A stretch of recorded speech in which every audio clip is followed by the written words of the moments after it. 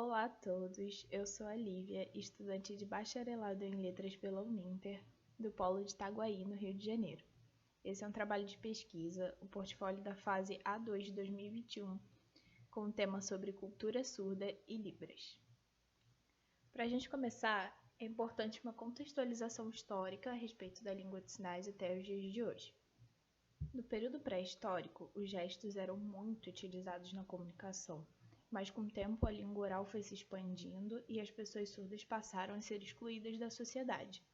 Por conta disso, até a metade do século XVIII, mais ou menos, as crianças surdas não eram alfabetizadas, nem tinham acesso ao conhecimento, e essa situação só começou a mudar quando o abade francês chamado Charles Lepée criou um método de aprendizagem que associava palavras a figuras para ensinar as crianças surdas a ler.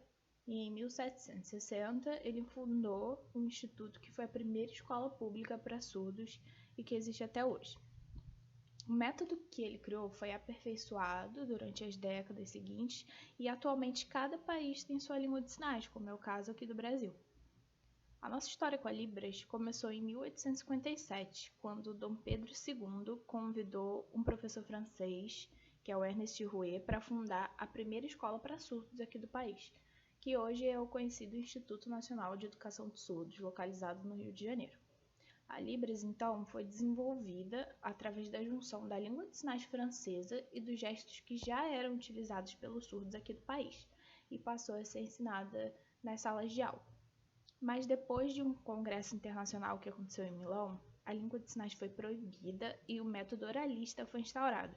Ele acabou fracassando porque demoraria muito para oralizar uma pessoa surda. Então, na década de 60, a língua de sinais voltou a ser aceita e ensinada em todo o mundo. Mas só no ano de 2002, a Libras foi oficialmente reconhecida como língua e meio de comunicação aqui no Brasil pela Lei 10.436. Agora, falando um pouquinho sobre a cultura surda, ela é o modo como um surdo entende e percebe as coisas que acontecem no mundo de maneira visual. A gente não pode esquecer que a maneira de uma pessoa surda compreender o mundo à sua volta é também muito visual. A cultura surda abrange a língua, crenças, costumes, hábitos e as manifestações culturais do povo surdo, assim como uma cultura ouvinte também abrange. Isso tudo é muito importante, junto com a língua de sinais, para ajudar a construir a identidade de uma pessoa surda que vive dentro da comunidade surda. E essa comunidade não é apenas constituída pelo indivíduo surdo, mas também pelos ouvintes, que podem ser os familiares, amigos, professores e intérpretes que participam da vida de uma pessoa surda e que convivem com ela. Aqui no Brasil, mesmo sofrendo com preconceito, os surdos continuam conquistando e lutando pelos seus direitos e pela inclusão através de movimentos sociais. Vale citar que em 2010 a profissão de tradutor e intérprete de Libras foi regulamentada e a Libras passou a obrigatoriamente fazer parte de currículo de cursos como de letras, fonoaudiologia e pedagogia. A Lei Brasileira de Inclusão entrou em vigor para promover a acessibilidade nas áreas de saúde, educação, trabalho e etc. Artistas e manifestações culturais passaram a ter mais visibilidade. Eu trouxe aqui nesse slide imagens relacionadas ao teatro e à literatura surda também. E no dia 26 de setembro é comemorado o Dia Nacional do Surdo. E, inclusive, setembro, é o Setembro Azul, que é um mês muito importante e simboliza o orgulho da identidade surda. E é importante que a cultura ouvinte, que as pessoas ouvintes, conheçam a cultura surda e se comuniquem com as pessoas surdas, seja com a presença de intérpretes que são fundamentais para ajudar na quebra da barreira de comunicação, seja de fato se capacitando em Libras, mesmo que você não tenha uma pessoa surda na sua família. Porque a Libras também é uma forma de valorização da cultura surda e essa interação entre ouvintes e surdos é uma importante ferramenta de inclusão e combate ao preconceito. E hoje, temos várias possibilidades de conhecer um pouco mais a língua de sinais e nos capacitarmos para utilizá-la, inclusive de forma remota.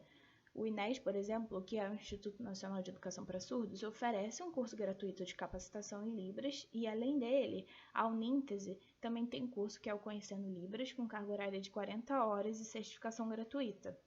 E eu coloquei aqui também no site HandTalk, tem uma matéria com outras 5 opções de cursos de Libras do básico ao avançado. Aqui temos algumas fotos minhas, praticando Libras e fazendo sinais que correspondem às letras do meu nome, que é Lívia. E agora falando um pouquinho sobre experiências locais bem-sucedidas com Libras aqui no estado do Rio de Janeiro.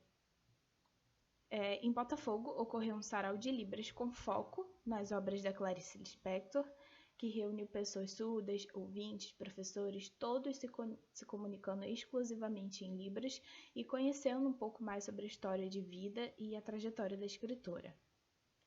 Em Mesquita também houve apresentações de peças teatrais voltadas ao público adulto e infantil e com foco na inclusão.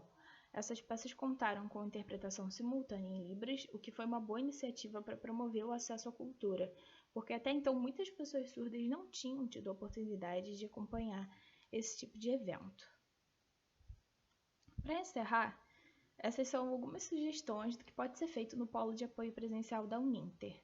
Cursos de Libras podem ser ofertados aos funcionários do Polo para que possam prestar o melhor atendimento às pessoas surdas.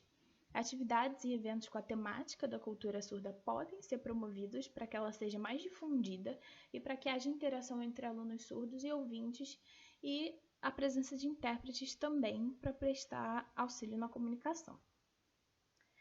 Essas foram as referências que eu usei como base para minha pesquisa. Eu espero muito que vocês tenham gostado de conhecer um pouquinho mais a respeito da Libras e da cultura surda.